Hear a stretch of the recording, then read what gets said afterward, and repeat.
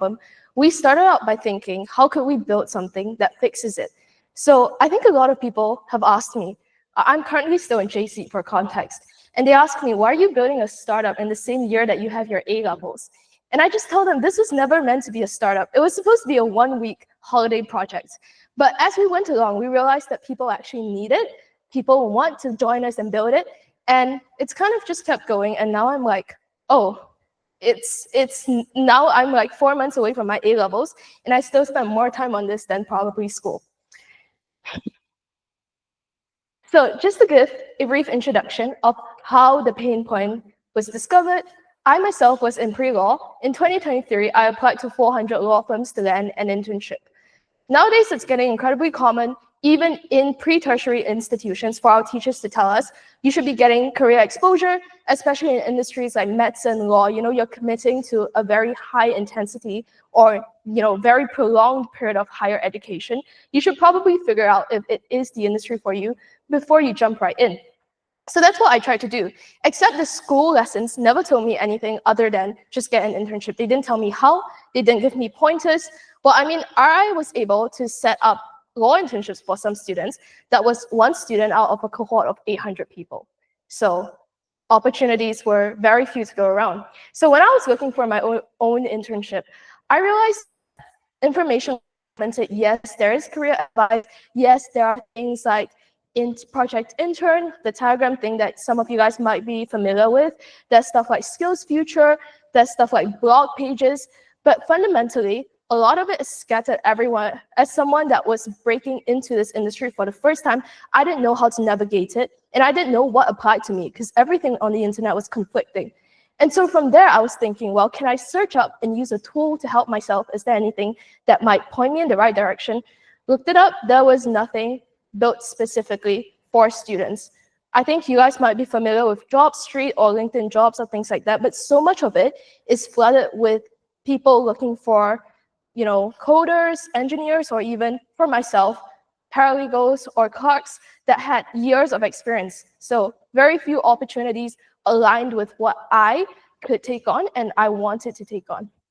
So from there, now in 2025, I've gathered a team of 10. We are building an Agentic AI startup to democratize access to career and educational opportunities.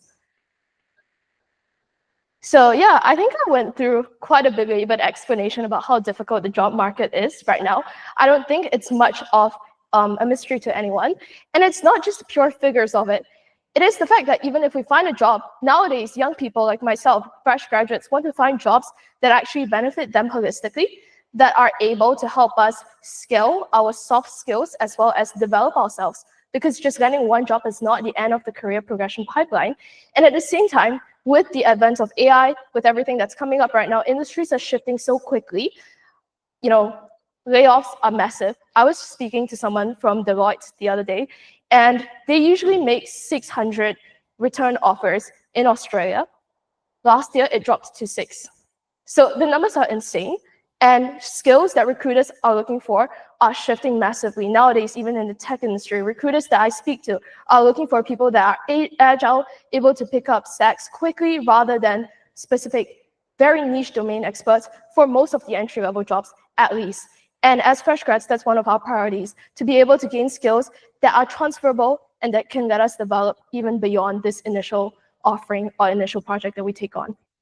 So that's kind of how we envisioned a full-stack career co-pilot that's able to help anyone going through the recruiting process, be it someone looking for internships in their second, third year of undergraduate studies, be it someone who's just gotten out of their undergraduate studies, to help them from start to finish. So by looking at an industry, looking at what they might want to get into, exploring these options, reaching out to recruiters, and all the way up to things like interview skills, how to prepare soft skills, not just technical interviews, behavioral too, as well as prolonged ongoing career coaching.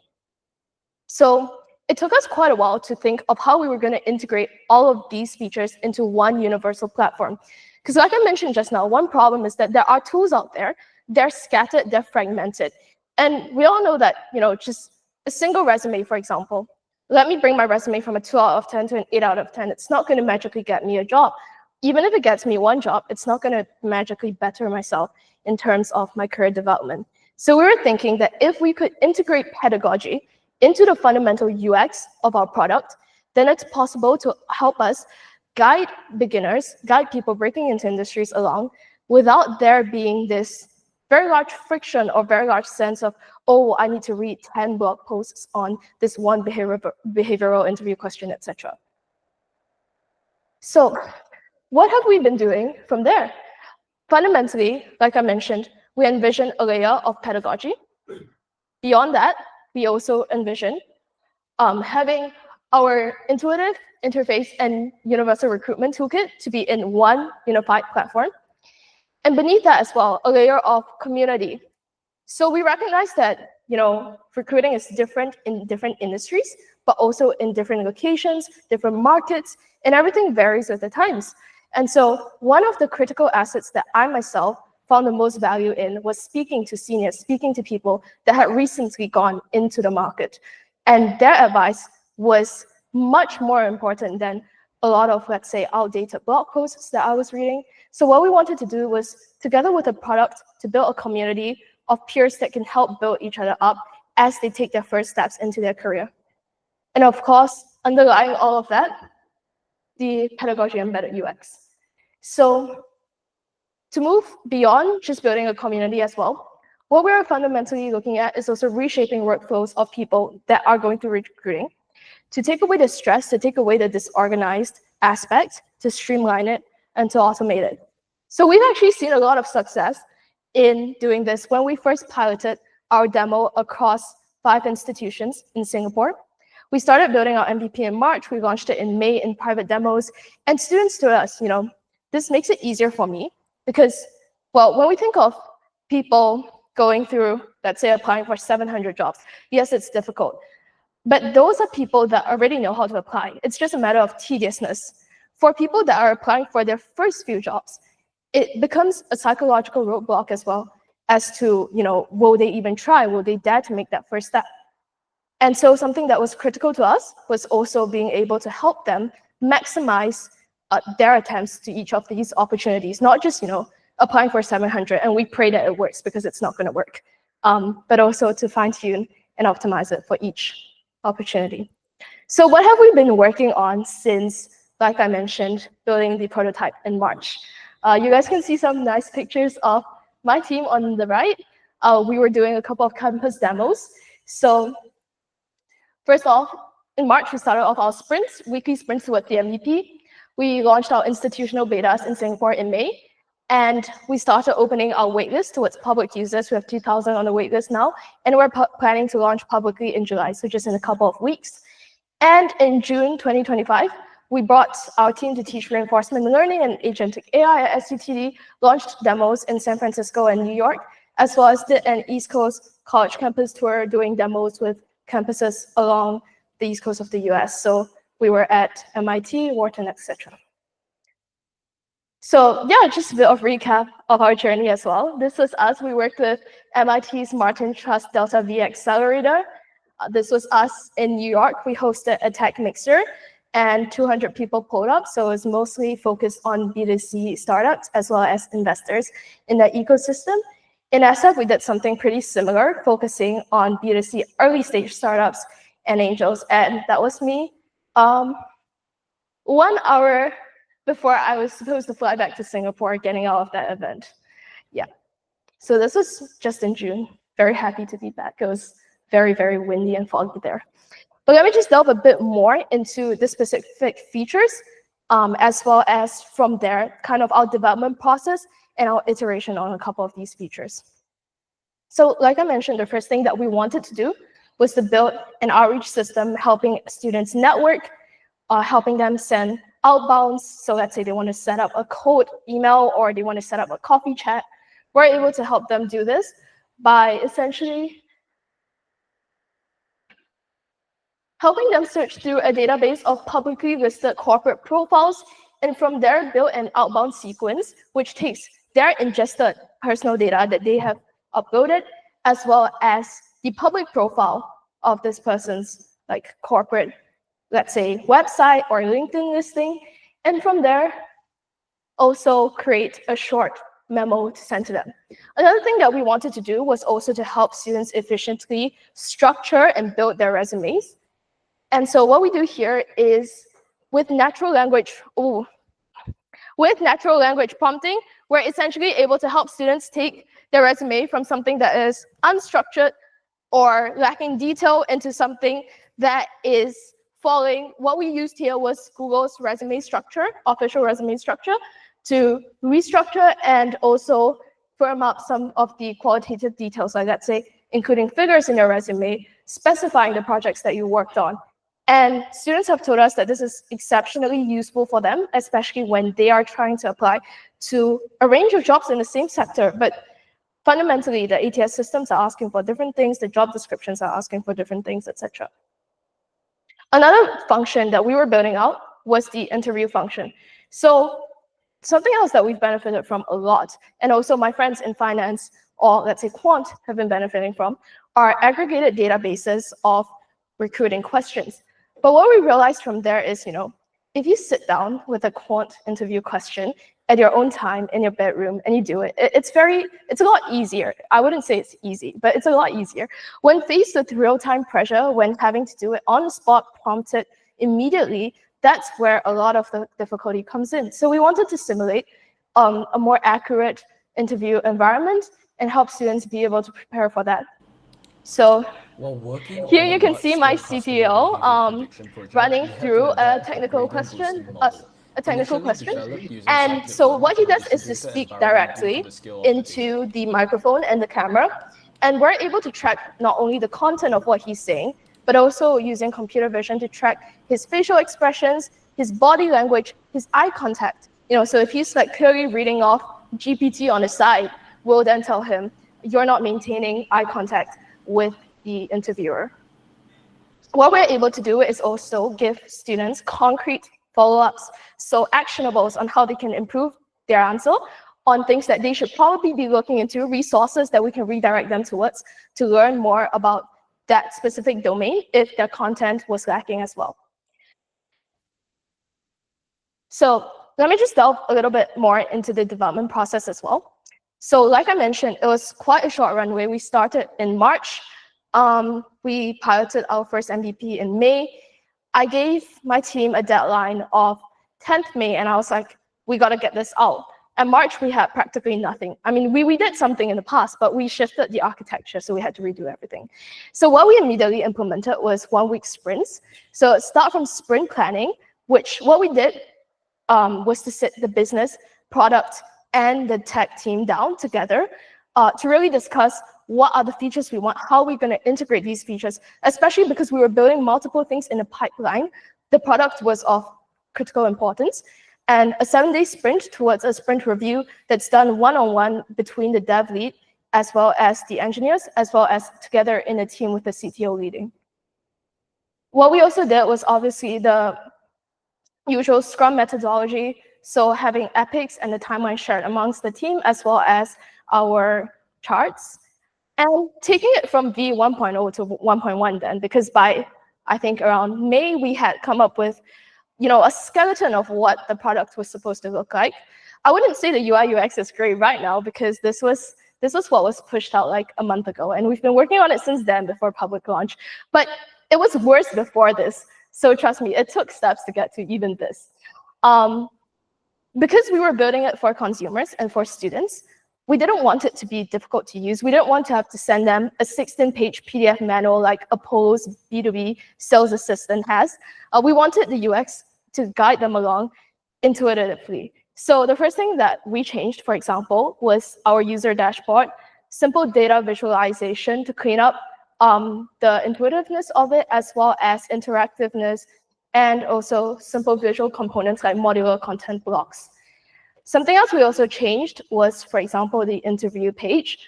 So taking it from something that is rather bare bones, not having concrete steps and direct instructions for users to follow, to something that is a lot easier to see what the first operating steps are. What we also did was to change the database itself, the way it's represented on the front end.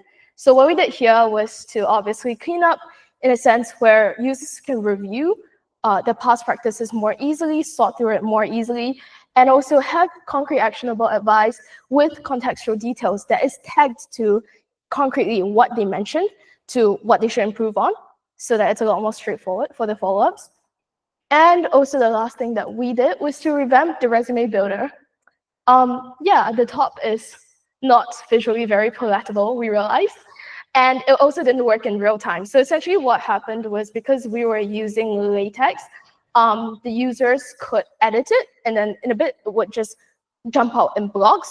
What we wanted to build it towards was users do simple inputs / natural language inputs and prompts on the left side.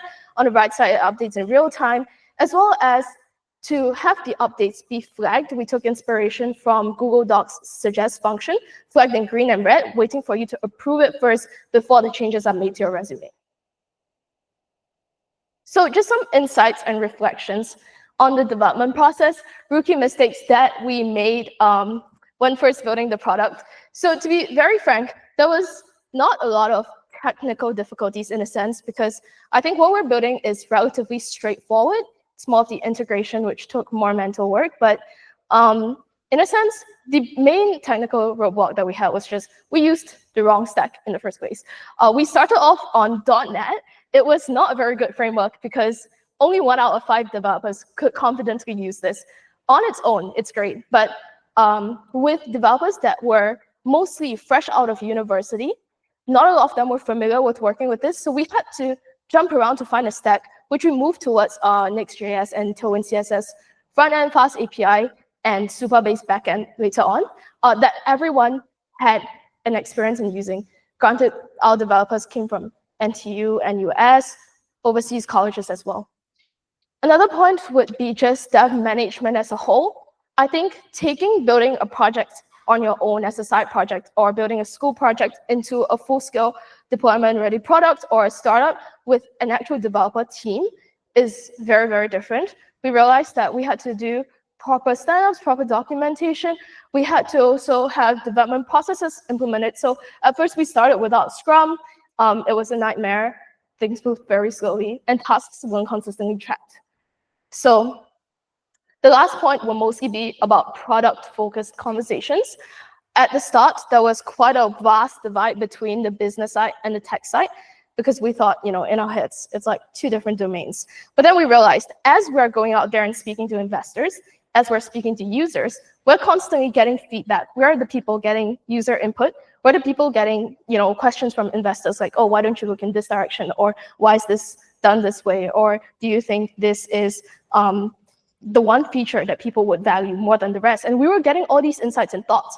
And to translate that into the product, we then needed to communicate consistently with the developers, which is why now what we implement is once a week stand-ups with the full team, like everyone on a startup on the same call. Yeah. And on the business sides as well. So some of the key insights or bottlenecks that we faced, I'd say first thing is, because we are building a B2C startup, it took us a while to realize that distribution is the moat, not really the product. We're not building a proprietary model. We're building with a Gemini backend, and then we are going ahead to prompt engineer or potentially fine-tune it. Tech is not really the differentiating factor, especially with the oversaturation of the B2C, as well as SaaS, as well as just AI space right now. Vibe coding is a thing. Everyone is building a project on Twitter. Every day I log on and I see like 40 new things getting pushed out. How do we actually capture consumer mindshare? How do we actually build a brand? How do we actually reach our ICP, so that it's like students or fresh grads? Those are things that we had to think a lot about. What we did, obviously, was then to take a non-conventional approach. So I think everyone does social media marketing on B2C startups now. Not sure if you guys know of Kubi. I have a slide on them later, but yeah. Crazy, very Gen Z B2C marketing is the thing now. What we did was also to take it directly to institutions. So we went through, let's say, some institutions in Singapore, CHIJ St. Nick's, ACSI, we went directly to the school, we went to the admin. In RI, that's also what I did. But in some schools where we couldn't do that, we went bottom up from student clubs to reach out to a student body, and from there convince the school management to let us do a demo on campus. And that was what converted the most users for us, because they could see it live in our demos especially for the interview function, we usually invite 1 or 2 people up just to try it in front of everyone. And it's a lot more trust building because we want to distribute B2G as well, eventually directly to institutions for institution-wide subscriptions. That's also the best way to show the admin team in front of them that their students are using it and they are loving it. The second thing would be probably on the social media end. I think now social media marketing has evolved into being very just attention-grabbing, cloud-baiting, but as something with the educational or career slant, we need to maintain some form of legitimacy. So that's when we decided to not go with things like this, which is basically spamming out content on TikTok or Instagram or what be it, and instead go with channels where we can build community leadership, thought partnership, and of course, we try to go viral. We try to do that, but at the same time, focus on the quality rather than the quantity of what we're pushing out. So currently, for example, what we do could be we have a community server in which people exchange interview tips or internship tips, like if someone interviewed at ByteDance and then they're like, oh, like this was the process from what I can disclose, and things like that, as well as we post out career tips and general school advice, things like that, on some of these channels. So trying to walk away just from the general brain rot virality that's very common these days. So far we've had a $0 marketing budget. Events that we ran in San Francisco, New York, $0 budget as well. Actively trying to document projects and development process, not just for ourselves, but also to build in public as a startup. And also from there, being able to drive our personal brand thought leadership. And we cracked social media and growth teams, and also then to leverage inter and intra-domain collaborations. So I think I wanted to draw a bit of attention to this last point. I think, for example, this meetup in itself is a great example of how we're bringing junior devs together to talk about our experiences or to perhaps partner on something, build a project together. I think one of my favorite things about hackathons as well, is it's very wholesome to see people meet new people at hackathons and just form a team and build something together, really lock in for like 24, 48 hours. And I think something that as developers, we need to open ourselves up to as well are inter-domain collaborations. So at least what I noticed was there tends to be a convenience in congregating with people that we're very similar to. So UI UX people stick with UI UX people, product managers, developers, we're all in our own different bubbles. Well, maybe for the first two categories, it's a little bit harder because there's smaller communities. So they kind of have to talk to developers. But developers, especially at the early stages in school, at least, what I've noticed is that we are kept by inertia to just talk to people that are in our same lines of work. Some of the best insights that I've gotten, some of the best opportunities that I've gotten are talking to people not in my field, not even in tech sometimes, and just letting serendipity take its course. So a couple last points on business insights. Some of the key challenges that we faced was fundraising, for example. So in Singapore, the valuation climate for early stage startups, especially B2C startups, I would say is relatively lower compared to some places where crazy money is being thrown around, as well as the fact that it's a rather conservative fundraising landscape. So, sometimes I hop on calls with people that are looking to invest in our startup and they go, oh, you look a little young. How old are you, by the way? And I say, I'm 17. And immediately the tone shifts. So I think as a community, that's probably something I want to see us working towards, encouraging more people to take their ideas further, regardless of their age or, really their profile, really. And also, I think as a founder, there's a lot of pressure to raise a lot, very quickly, and just throw away equity just for that, traded VC $50 million raise. I think that's seen as a very big success indicator.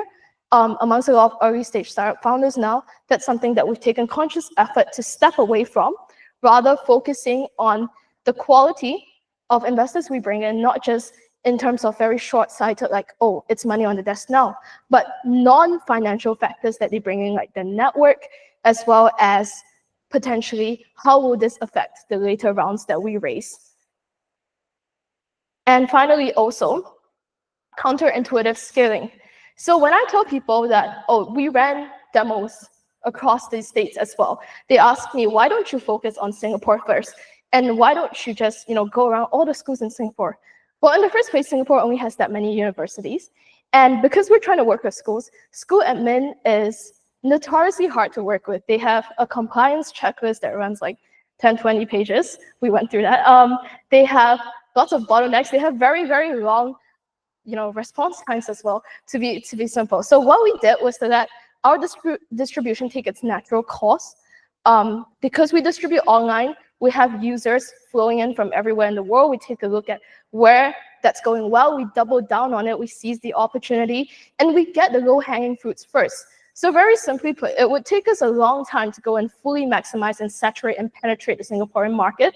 Whereas, Singapore, Malaysia, just APAC, Southeast Asia, we could grab the low-hanging fruits a lot faster, grow our user base, scale it up bigger, and from there, ultimately naturally convert the remaining potential ICP users in Singapore as well. So that's kind of a more non-conventional approach that we took towards it.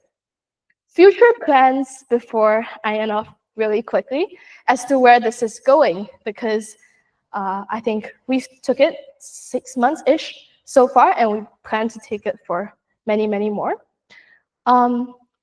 First next step would obviously be building out our different features, building out our community-driven features especially.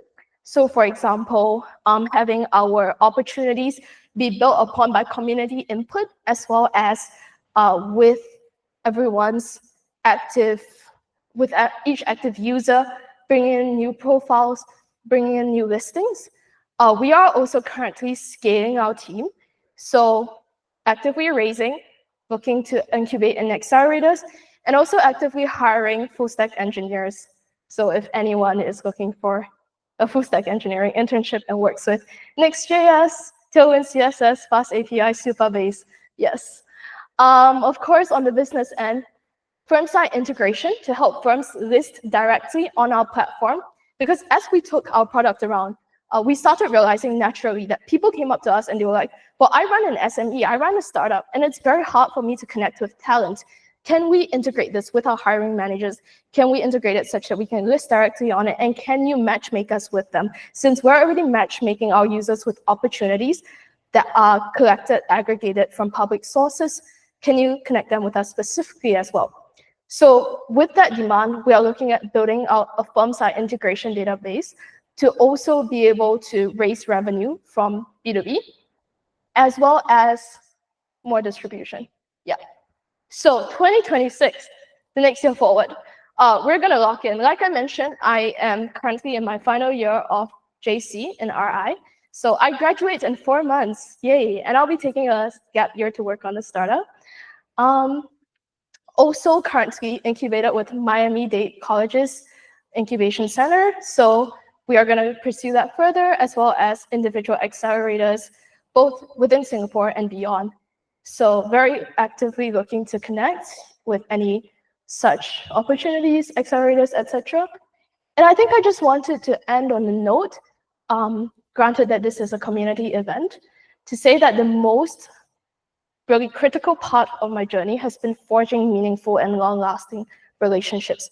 Because I feel like as somebody who might not have had a traditional tech background, I mean, I never went through the CS undergrad experience. I have not gone through undergrad, trying to break into a startup space where most people are probably college students and older.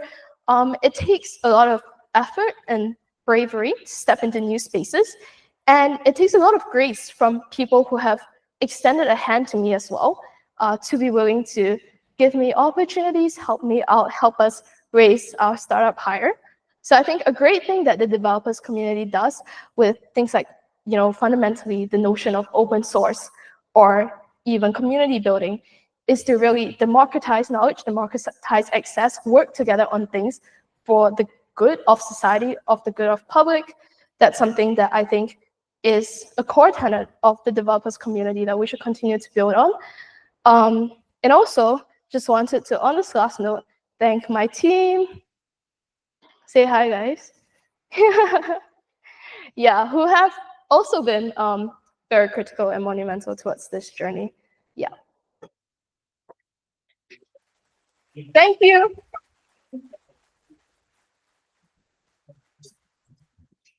yeah, so some QR codes as well if you guys want to check out Waitlist, LinkedIn, or hiring. Those are QR codes that you guys can check out. Yeah.